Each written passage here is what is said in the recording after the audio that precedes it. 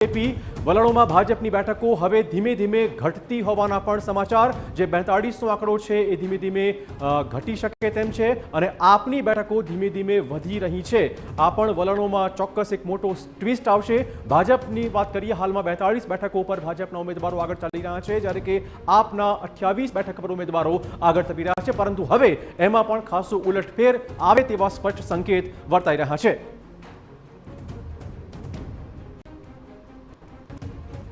तो उत्तर प्रदेश में पण पेटा चूंटणी जेना पण अपडेट आपने आपी दईए। उत्तर प्रदेशना मिल्कीपुरनी पेटा चूंटणीमां भाजप सतत आगळ। देशनो सौथी मोटो प्रदेश उत्तर प्रदेश, ज्यां पण पेटा चूंटणी 10,123 मतथी भाजप उम्मीदवार चंद्रभानु पासवान आगळ चाली रह्या छे। अयोध्याना समाजवादी पार्टीना सांसद पुत्र अजीत प्रसाद आ बेठक परथी पाछळ चाली रह्या छे। मिल्कीपुरमां पेटा चूंटणी जेमां पण भाजप सतत आगळ वधी रही है। 10,123 मोटी बढ़त साथे भाजप उम्मीदवार आगळ।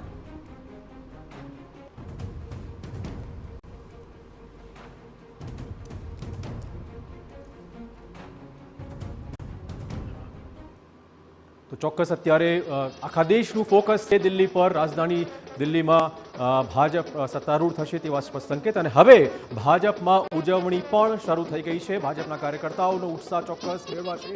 27 વર્ષ પછી ભાજપ અહીંયા દિલ્હીમાં સત્તારૂઢ થવાય તેવા સંકેત મળી રહ્યા છે।